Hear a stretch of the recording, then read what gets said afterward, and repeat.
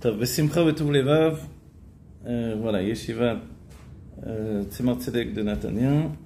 On va commencer par la paracha aujourd'hui, avant de reprendre le cours du Tanya.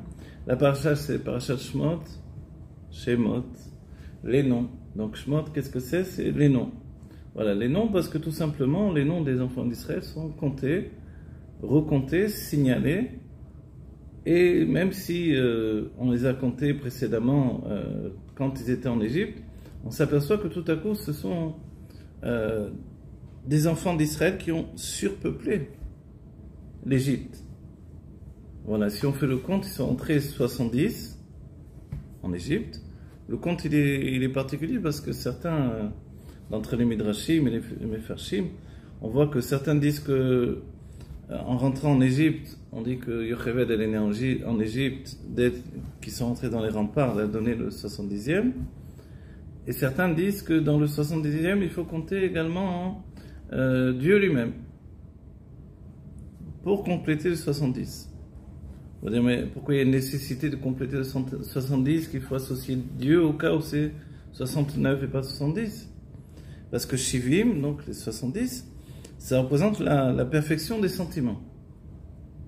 Le niveau que Yaakov Avinu avait atteint, puisqu'à ce moment-là, c'est Yaakov avec sa famille, Shivim Nafesh, Shivim Nefesh, 70 âmes, mais c'est au singulier, qui rentrent en Égypte. Et la perfection des sentiments, c'est Chesed, Gvura, Tiferet, Netzar, Od, Yesod et Malchut, qui exprime tout. Ça, c'est la perfection des sentiments. Donc, c'est le chiffre 70. Parce que chaque sphira, chaque mesure de sentiment, elle a aussi 10 mesures en elle-même, donc 10 sphirot. Et quand on atteint la shlemut des 10 sphirot, la perfection des 10 sphirot, alors on a obtenu 70 et non pas 7, forcément. Voilà. Donc ces 70 descendent dans l'Égypte. Il faut savoir que de manière générale, Yaakov Avinu, puisqu'il est intégré, il est compté dans les 70, Yaakov Avinu, lui, il représente Zeranpin, il représente ces sentiments divins qui sont dans les mondes divins, dans le monde de Hatzilut. Donc en fait, quand il rentre avec sa perfection, il emporte avec lui cette famille de 70 en fait. Et c'est vraiment ça. Alors on va dire, mais Yaakov, est-ce que vraiment il est toute la structure? Alors ce qu'on dit, c'est que Yaakov il est Tiferet. Tiferet, c'est l'harmonie des sentiments. Donc en soi, c'est déjà 70. Si bien que dans la Kabbalah, quand on veut citer les sentiments divins, on n'a pas toujours l'obligation de les citer un par un. On peut citer Tiferet, qui inclut tous les sentiments. Quand on va dans le Drush Hadaat, dans le Etzraïm, la deuxième partie du Etzraïm, il y a un Drush, donc un enseignement du Rashash. Là-bas, il nous dit qu'on peut résumer toutes les Sphirot à Chokhmah, Bina, Vedat. Et il dit là-bas que celui qui n'a pas compris ça, il n'a rien compris toute la Kabbalah. Alors c'est important on soit nous les Chassidei Chabad. Mais c'est quoi la notion de Chokhmah, Bina, Vedat? Donc Chokhmah, la sagesse, Bina, la réflexion, et Da'at, on va dire la compréhension, ok? Mais en fait, le Da'at, si on remplace tout, on va dire où sont passés dans ce cas-là les sentiments. On veut bien avoir de l'intellect, mais pourquoi pas de sentiments? En fait, la réponse c'est que le Da'at, il inclut tous les sentiments également. Donc en fait, dans le Da'at, il y a tous les sentiments. Si bien que Yaakov Avinu, quand on le cite dans Tiferet, c'est-à-dire dans les sentiments, ça ne veut pas dire qu'il est qui est exclu en lui la notion de Chokhmah, Bina, Vedat. Précisément, en fait, le vrai niveau de Yaakov, c'est le Kav Emsaïl, la ligne du milieu.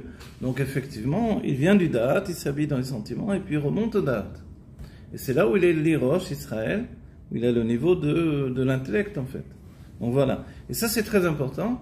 C'est-à-dire que la notion des sentiments, ce sont des sentiments. Quand ils sont metukanim, des sentiments qui sont réparés, si on peut dire. Donc réparer, c'est compléter, c'est la réparation du taux, qui est le désordre inhérent aux émotions naturelles. Quand on les répare, ça donne la notion d'harmonie des sentiments. C'est bien qu'on peut parler d'émotions et de sentiments. Et les émotions, justement, c'est un état naturel de l'être. Et la Chassidut Rabat, par le Tanya, on comprend que le Tanya nous a tellement structuré qu'il n'y aurait pas de Chassidut Rabat sans le Tanya. Je veux dire par là, c'est quelquefois on s'en rend compte. En étudiant le Tanya, en revenant sur le Tanya, on se rend compte que c'est extraordinaire comment l'Admor HaZaken nous a structuré par ce livre-là. C'est-à-dire la notion de Tzadik Vetovlo, Tzadik Veralo, le Benoni, toutes ces choses qui sont tellement précises dans le Tanya, tellement précisées, qui fait qu'on n'est plus dans le hasard et les titres comme ça, à titre honorifique, etc. Voilà, où effectivement, dans le monde de la religion et des rabbanim, alors tout le monde est Gaon et Tzadik, tout le monde est Tzadik, etc. Mais dans la Chassidut Rabbah, non, Tzadik, c'est un niveau tellement élevé que on ne peut pas dire que tout le monde peut prétendre au niveau de Tzadik. Et encore, nous rapporte l'Admor Zaken que le Tzadik Vetovlo, celui qui s'appelle le Bnei Aliyah, alors Dieu lui-même a dit qu'ils sont moatim, ils sont peu nombreux. Donc ce niveau-là, de comprendre que les Bnei Aliyah, donc les Bnei Aliyah, c'est comme de dire les fils de l'élévation, c'est-à-dire des tzadikim qui transforment l'obscurité en lumière, l'amertume en douceur. Ça, ce travail-là extraordinaire, qui fait que ce sont des tzadikim tellement élevés, alors évidemment il y en a très peu. Il y en a très peu, malgré que dans toutes les drotes, il y a eu de nombreux tzadikim, mais c'était, d'après le Tanya, donc surtout des tzadikim veralo, qui n'étaient pas complètement parfaits ou complets, si on peut dire, dans leur structure. Bon, on refait du Tanya finalement. Ok, mais dans notre paracha, quand on voit donc Parashat Vayechi, Yaakov Avinu est venu. Auparavant, on remonte en arrière, on avait Vaïgash. Et Vaïgash, c'était l'union de Yosef et Yehuda. Puisque pour donner naissance, il faut toujours une union. Yosef Yesod, Yehuda Malchut, donc masculin, féminin, même si ce n'est pas un homme et une femme. C'est une union spirituelle. Et c'est souligné dans le terme Bi Adoni. Yehuda Vaïgash elav Yehuda. Yehuda va vers Yosef et lui dit Bi Adoni, en moi. C'est-à-dire, donne en moi tout le Shefa Eloki, inconsciemment, même s'il n'est pas vraiment totalement conscient de ce qu'il est en train de dire. Il est en train de réaliser finalement toutes les prophéties de Yosef qui étaient des rêves. De dire, viens maintenant, donne-moi le Shefa Eloki que tu me prédestinais. Donne-moi toute l'influence divine que tu devais me donner depuis le commencement. Je suis prêt à la recevoir. Inconsciemment, c'est ce qui est en train de se passer. À ce moment-là, effectivement, il y a une union entre la source de tout ce qui est au-delà des mondes et la finalité de tout. Yosef et Yud-Sof, il va jusqu'à la fin, il donne tout. Et la préparation, ça a été de faire que Benjamin soit l'intermédiaire. Voilà. Et ça va donner naissance à quoi? À la Géoula. Alors, quelle Géoula ça donne quand il y a l'union de Yosef et de Yehuda? La Géoula, on va dire, mais c'est pas la Géoula puisqu'on rentre en exil. Mais profondément, et c'est le sens profond des choses que le Rabbi nous transmet, on ne rentre en exil que pour sortir dans la Géoula. C'est-à-dire que l'exil, c'est la siba, c'est la raison de la Géoula. Et le Rabbi nous dira encore plus, l'exil a un niveau plus élevé que la Géoula parce qu'il enfante la Géoula. C'est un peu dur à entendre, parce que dans l'exil, on entend aussi la notion de souffrance, etc., tout ce qui a rapport à l'exil. Mais c'est vrai que dans ce premier exil, dans l'état de Yaakov Avinu et même les Shvatim, les tribus d'Israël, donc les enfants de Yaakov, à ce moment-là, il n'y avait pas encore vraiment la sensation douloureuse de l'exil.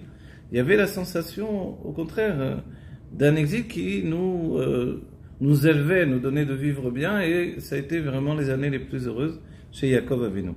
Voilà, dans la précision, effectivement, ce n'est pas simplement Yaakov qui atteint le niveau de date, mais également Yitzhak et également Avraham Avinu.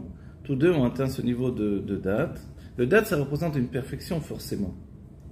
Et il représente aussi la faculté de monter d'un niveau à l'autre, d'un niveau le plus bas vers le niveau le plus haut, ou de faire descendre le niveau le plus haut vers le niveau le plus bas. Mais ce qui est particulier à Yaakov Avinu, c'est que c'est la première âme collective, Neshama Klalit, âme générale, depuis le premier homme. Et ensuite, on retrouvera ce niveau dans Moshe Rabbeinu. Donc notre paracha, finalement, elle va nous entraîner à la suite de Moshe Rabbeinu. Donc la paracha commence, le décor est planté, on est en Égypte. Une fois que les Shvatim vont retourner dans la lumière divine, voilà, vont aller dormir en attendant la Géoula, pendant ce temps, ça se dégrade dans l'Égypte. Pourquoi ça se dégrade?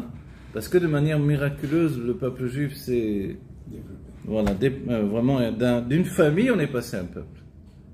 Pharaon a accueilli une famille, une famille, on va dire. D'une famine sont passés à l'abondance, justement. Donc, l'abondance est venue par Yaakov Avinu qui est descendu en Égypte. Ça, c'est le date qui descend. Du coup, il n'y avait plus de famine, et la famille est arrivée, ok, et elle est devenue un peuple. Or, Pharaon n'était pas prêt à accepter un peuple en plus de son peuple. Il a donné d'une certaine manière une terre, la terre de Goshen, pour la famille de Yaakov Avinu, 70 âmes, mais il n'a pas donné à un peuple entier. Or, en peu de temps, ils se sont multipliés de manière miraculeuse.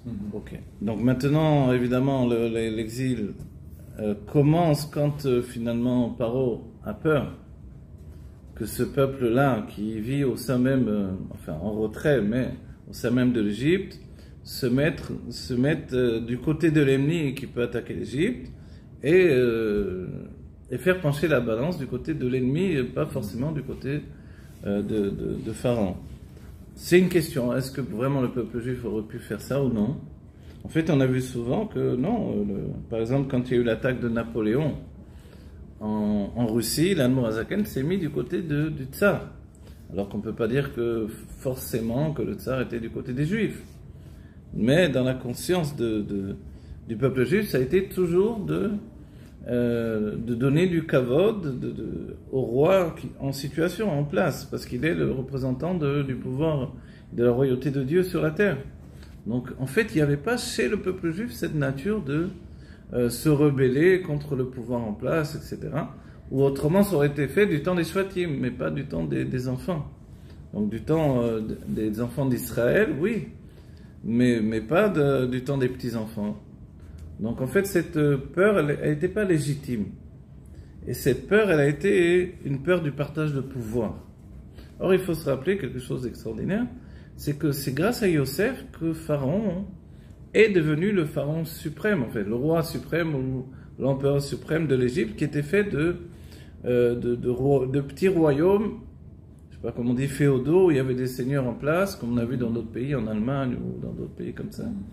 Et c'est Yosef, grâce à la famine, et le fait d'avoir distribué, Yosef ou Amashbir, c'est lui qui a distribué les biens, la nourriture. Donc les gens venaient acheter la nourriture. Quand ils n'avaient plus d'argent, ils n'avaient plus rien à vendre, ils ont dit comment on peut acheter la nourriture, on ne va pas mourir de faim. Il a dit, vendez-vous vous-même à Pharaon. Et comme ça, en fait, il a fait vraiment la notion de royauté, il a renforcé cette notion de royauté. Et au moment où la royauté elle est à son comble, finalement, elle est devenue extrêmement puissante, on voit qu'il y a un retournement de situation. C'est-à-dire la crainte que ce peuple, qui est un peuple puissant, le peuple juif, le peuple d'Israël, soit capable, puisque la famille d'Israël, on est passé au peuple d'Israël, soit capable de prendre le pouvoir en Égypte, tout simplement. C'est une crainte qui peut être fondée ou infondée, on a dit qu'elle n'était pas fondée. Parce que le peuple juif n'est pas là pour prendre la place des nations. Le seul pays que le peuple juif veut, c'est la terre d'Israël, parce que Dieu nous a donné ce pays, mais Dieu nous a jamais donné un autre pays, donc on n'aura jamais fait la guerre dans un autre pays du monde pour avoir l'Amérique, pour avoir l'Espagne, ou je sais pas moi, ou le Maroc, ou quoi que ce soit. Notre pays, le seul qu'on n'ait jamais voulu, c'est la terre d'Israël. Voilà, donc on n'est pas un peuple totalitaire qu'on a pu le penser, on est toujours là pour, au contraire, honorer et renforcer le pouvoir en place. Donc Pharaon n'avait pas de quoi s'inquiéter, mais il s'est inquiété à cause de mauvaises prophéties, à cause de ci, à cause de ça.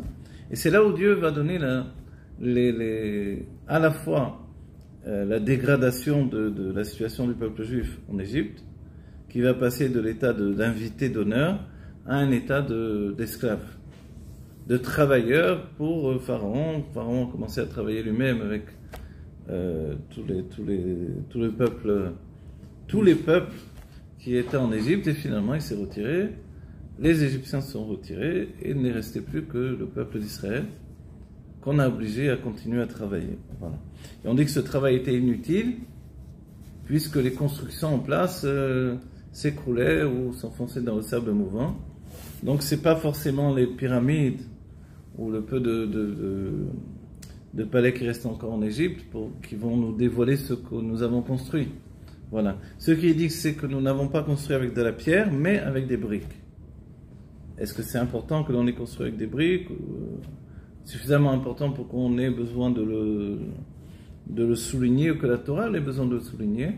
En fait, oui, parce que justement, d'après le Hari Akadosh, la Kabbalah du Zohar également, on voit que le peuple juif était d'abord dans une première incarnation, les géants qui peuplaient le monde. Ensuite, il y a eu le déluge.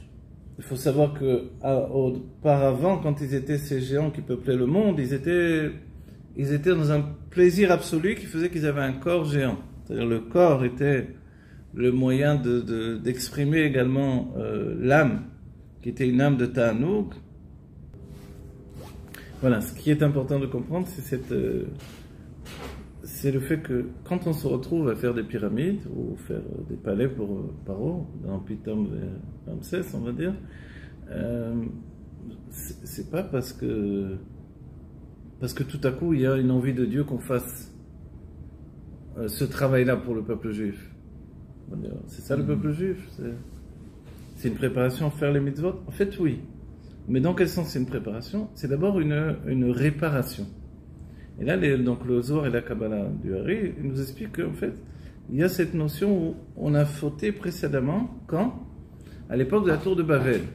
On s'était déjà révolté à l'époque des géants, donc il y a eu le déluge, mais la tour de Babel, quand on a retrouvé la sagesse des premières générations avec l'utilisation des noms divins, parce que tout le monde parlait encore l'hébreu, donc c'était possible, l'hébreu de la Shona Kodesh, donc la langue sainte qui a créé le monde.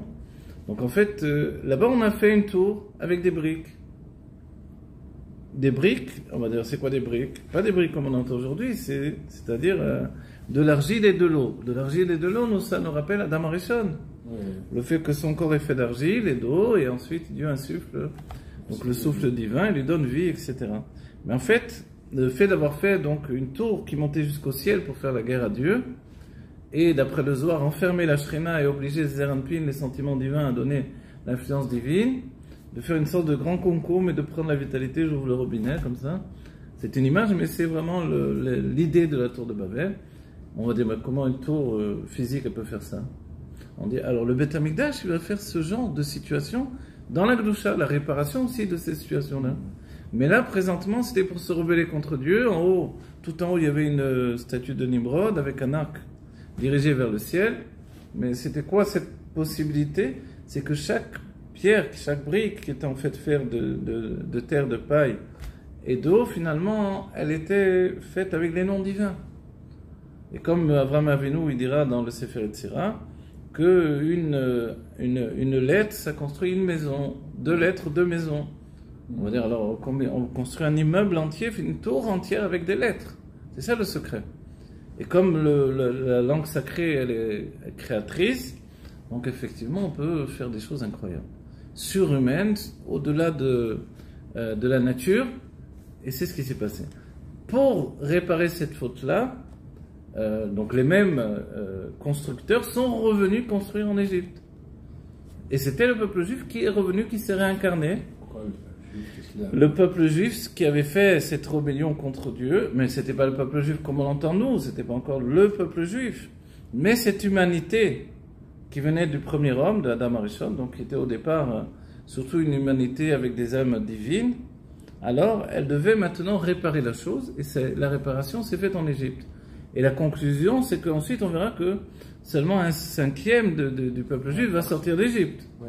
Voilà, parce que finalement, en construisant ces palais, ces tours, etc., on construisait notre corps de juif. Notre corps était en train de se faire. C'était à la fois une réparation et une préparation à la sortie d'Égypte, où toutes les âmes vont sortir dans les corps qui vont sortir, les 600 000 juifs qui vont sortir, qui sont des âmes générales, Shishim Ribo, et ces âmes générales vont donner la naissance de tout le peuple juif. Alors pourquoi 1/5 seulement est sorti d'Égypte, et non pas tout le peuple juif qui était là, tous les enfants d'Israël? Il faut savoir que, et puis on peut s'étonner de voir que les sages d'Israël dans les textes ne crient pas sur ce massacre. C'est une hécatombe. Et la réponse, c'est que toutes les âmes sont sorties d'Égypte, même si tous les corps ne sont pas sortis d'Égypte. Donc on va dire que dans les corps des 600 000 ont été inclus toutes les âmes de tous les Juifs. Toutes ces âmes immenses sont parvenues à une conclusion de leur être dans Shishim Ribot, 600 000 Juifs, d'âmes, on ne peut pas dire que c'est une âme générale comme Yaakov Avinu, comme Moshe Rabbeinu, mais d'âmes générales dans les lignes de la Ménorah, par exemple, donc des sentiments, etc., de l'intellect, pour donner naissance à tous les Juifs de tous les temps. Voilà. C'est-à-dire, pour comprendre bien, parce que, bravo, tu as raison de poser à nouveau la question, comment se fait-il que tous ceux qui sont morts?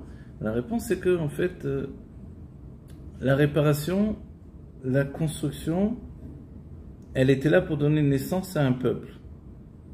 Alors, c'est vrai qu'on repousse l'idée du terme le peuple élu, mais le peuple choisi, c'est le vrai terme en hébreu.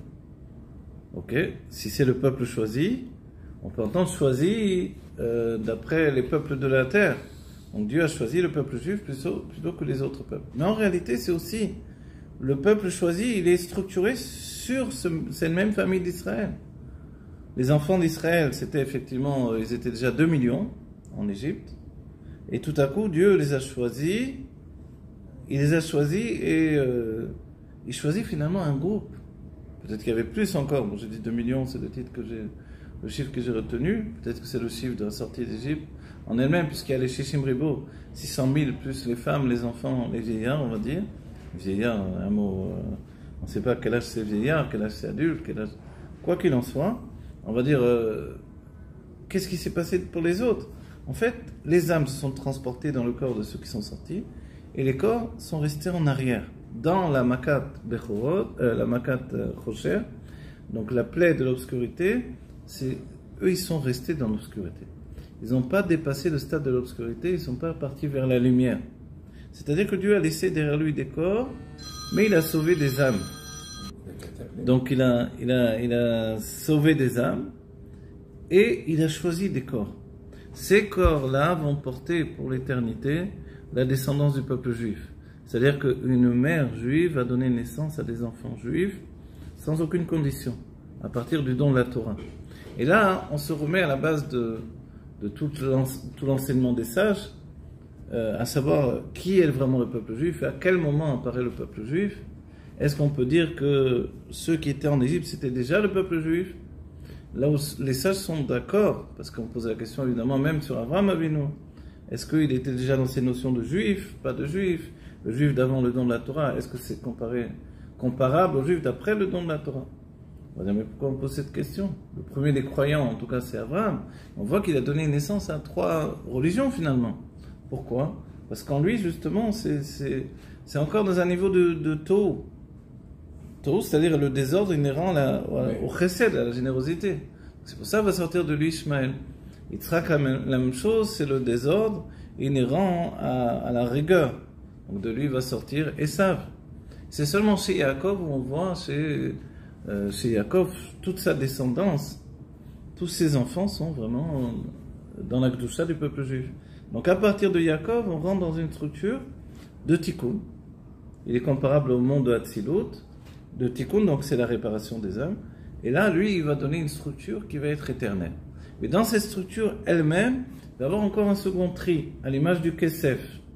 Quand on fait de l'argent, dira la Nourem Saï, alors on a l'argent qui est brut au départ. Alors il faut le raffiner.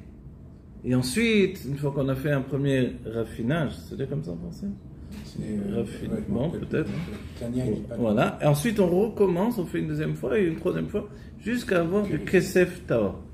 On va dire, mais pourquoi on parle de Kesef et pas de Zav, par exemple, d'or? Parce que le Kesef, c'est Kisufim, c'est le plaisir, ou le désir. Le désir, c'est la nature propre du peuple juif. Kesef, c'est la mort, non? Non, Kesef, c'est Kisufin en hébreu. Kisufim, c'est Nirsefa vegam kalta nafshi. C'est là où tu dis. C'est-à-dire que mon âme se languit de Dieu, elle désire Dieu, elle a envie de s'englober dedans Dieu. Voilà.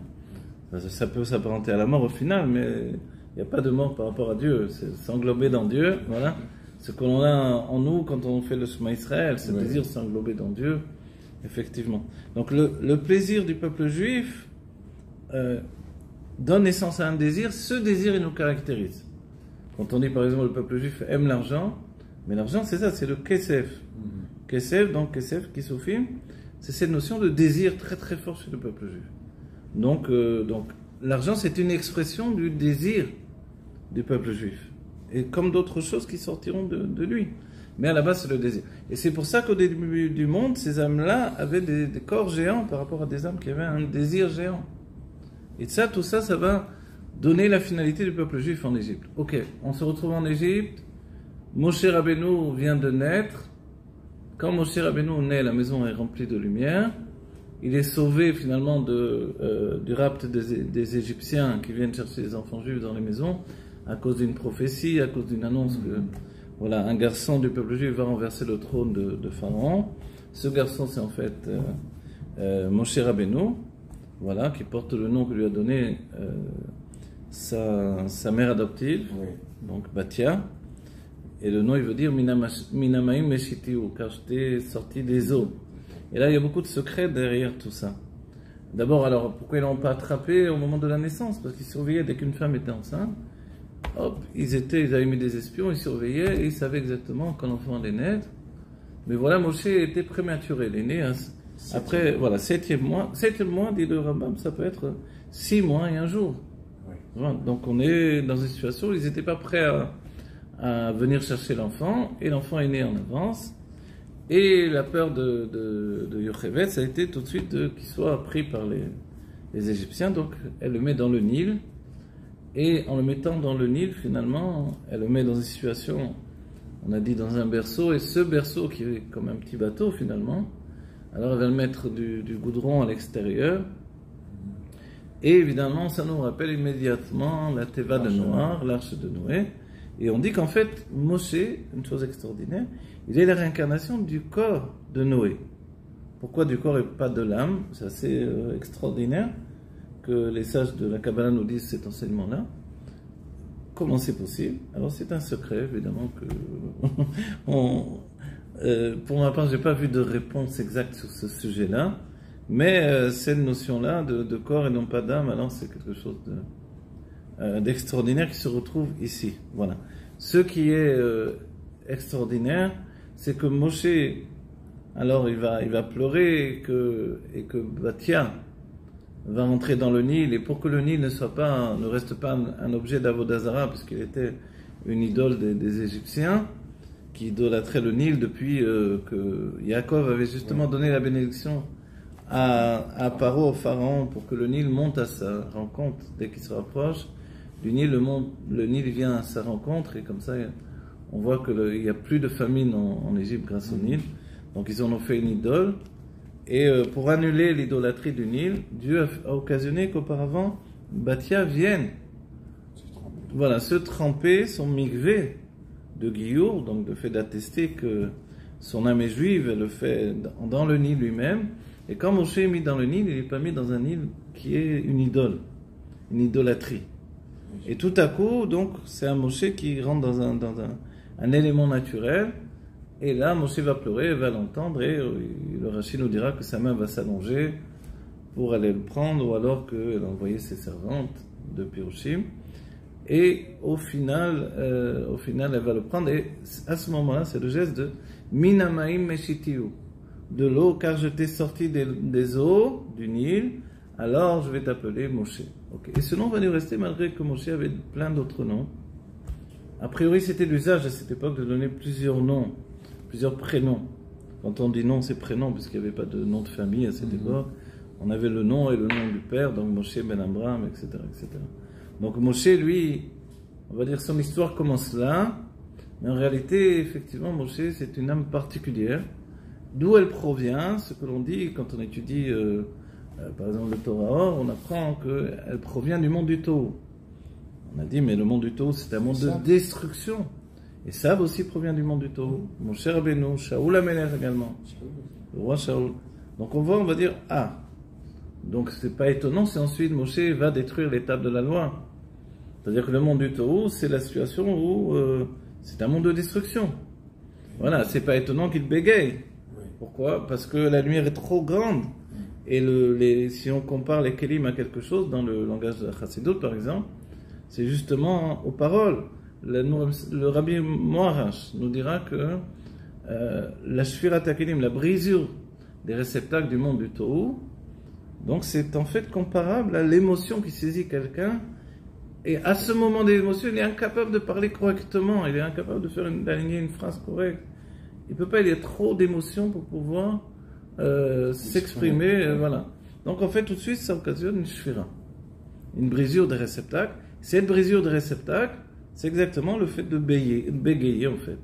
Donc de ne pas pouvoir parler correctement. Ça, c'était chez Moshe, quelque chose qui va se passer. Alors, dès qu'elle rentre avec Moshe dans son palais, auparavant, il y a cette situation, ce coup de théâtre, on peut dire, où tout de suite, elle demande, il faut aller lui chercher, puisque Moshe ne veut pas être allaité par une non-juive, par une égyptienne en tout cas, et immédiatement, elle dit, vient Myriam qui intervient, qui surveille la chose, et puisqu'elle avait fait la prophétie que de toutes les manières, il viendrait de Myriam et de Yocheved un enfant qui allait sauver le peuple juif, alors elle était là en train de surveiller et tout à coup elle va dire, moi je peux t'amener si tu veux une mère juive qui va pouvoir, une nourrice qui va pouvoir l'allaiter. Et c'est Yocheved qui reprend son bébé, et maintenant il y a la protection de la maison de Pharaon, justement sur le seul enfant qui était véritablement un danger pour Pharaon. Voilà. Et c'est ça qui est extraordinaire.